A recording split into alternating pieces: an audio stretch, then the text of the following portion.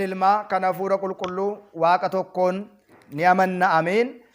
Kabajamoota jaalatamoota maatiiwwan waaqayyoon kan jaalattan waaqayyo isiniin kan jaalatu hordoftoonni chaanaalii keenya wangeeltuubii biyya keenya Itoophiyaa biyya keenya alas kutaa biyyoota garaagaraatti argamtan akkam jirtu akkam yoo nageessan akkam turtanii guyyaa har'aatiin kan nu ga'e waaqni keenya galannii fi ulfinni teessoo isaa Ariyaam irratti isaatiif haa ta'u jecha egaa guyyaa har'aa kana kadhannaa nageenya addunyaatiif kadhatamuu kan jedhu kutaa 29ffaa waliitiin ni baranna. Anaaf dubbatti afaanii isin immoo gurratti hin dhageessan qooqatti hin qalbeeffattan gooftaan keenya anaafis isiniif isaa kennu.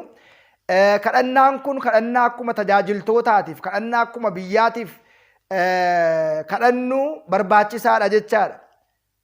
Nageenyi addunyaa keessumaa manni kiristaanaa keenya kan isheen kadhattu biyya keenya Itoophiyaa qofa otoo hin ta'in Afriikaaf otoo hin ta'in Awurooppaaf otoo hin ta'in guutuu addunyaatiif sanyii addaam kan ta'e hundu waraanaan dheekkamsa waaqayyootiin horii isaa garaa garaatiin akka hin banne mana kiristaanaa keenya ጸልዩ በእንተ ሰላም ቤተ ክርስቲያን ጸልዩ በእንተ ህዝበ ክርስቲያን jechuudhaan waa'ee nagaa waa'ee jaalalaa waa'ee tajaajiltoota waa'ee addunyaa maraa hundumaa manni kiristaanaa keenya ni kadhatti.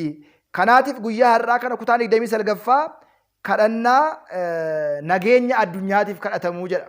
Maqaa abbaa kan ilmaa kan hafuura qulqulluu waaqa tokkoon ni amanna erga jedheen booda waaqa abbaa fi nagaa Iyyasuus Kiristoos qulqulloota duukaa bu'oota keetiif nagaa koo isiniin kenna. Nagaan isinii kennu immoo addunyaan akka nagaa isinii kennitu miti jettee akkuma itti dubbatti ammas dhugumatti nagaa kee dhabdee addunyaa dhiphachaa jirtu kana addunyaa keenya kana nagaa kee kenniif.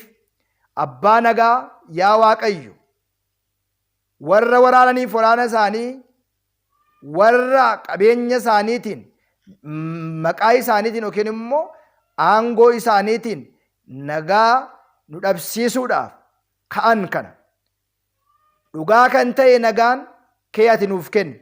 Yaa gooftaa mootii addunyaa hundumaa jaalala keetiif akka bitaman dhugumatti waaqa abbaa ta'uu keetti akka fayyadaman taasisiin. Mootummaa kee mootummaa nagaati. Gara keenya ni dhufti. Guyyaa guyyaan kana itti aanu lola wal mormii wal qoqqooduu dhiiga dhangalaasuu nurraatii qabi nurraa fageessi. Waaqa arjaa dhiiga keetiin kan bu'uureffamte qulqulleetti mana kiristaanaa keetiif nagaa kee kenniif. Tajaajiltoota kee warra nagaa lallaban akka ta'an taasisi. Namni hundumtuu tokko abbaa isaanii fi sitti amananii wal danda'uudhaan jaalala nagaadhaan mallattoo nagaa kan ta'e sitti bulanii akka isaan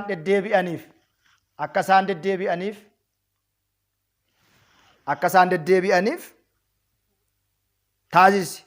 Namni hundumtuu abbaa nama tokkoo sidha jedhee akka amanu jaalala nageenya mallattoo nagaa kan ta'e fannoo keetiin eebbisi.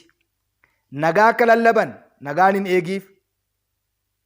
Nagaa otoo hin lallabin nagaan dhufuu hin danda'u waan ta'eedhaaf du'aatiin lolaatiin wal balleessuu nagaa dhabanii wal dhiphisuu rakkoo garaa garaan walirratti kaka'anii wal balleessuu maqaa kee sodaachuudhaan jecha keef bitamuudhaan eeyyama keen akka jiraatan taasisi.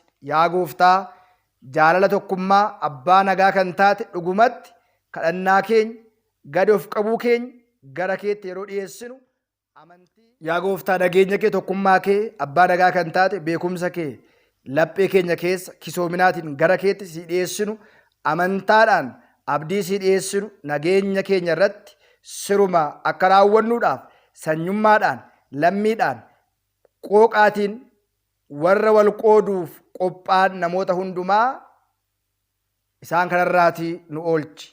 Waaqa nagaa Iyyasuus Kiristoos nagaa kee nuuf kenni. Siin abdii godhannee sitti abdannee harka keenya gara keetti ni diriirsina. Biyya keenya Itoophiyaa addunyaa mara hundumaa nagaa kenniif. irra deebuudhaan nagaa dhabuudhaan akka hin jeeqamneef cabiinsa keenya akka hin miidhamneedhaaf sababa dhabiinsa nagaa kan ta'e jireenya keenya irratti rakkoon akka nu mudanneedhaaf gochaa akkasii hundumaa biyya kana dhiphisaa biyya kana gidirsaa jiru irraatii nu oolchi nagaa kee nuu kenni jechuudhaan kadhannaa nagaadhaaf kadhatamu ni kadhannaa jechaadha. Inni itti aanu kadhannaa eebba biyyaatiif kadhatamu kan jedhu kutaan 30ffaa guyyaa torbee dhuftu keessa waliitiin ni barannaa. Waliif dabarsaa, sheer godhaa, wangeeltuu dhaggeeffadhaa. Kan nu barsiise, kan nu gorse Waaqa abbootii keenyaaf galannii fi ulfinni isaaf haa ta'u. Nagaan naa tura. Waaqayyo hunduma keessanis isin haa eebbisu.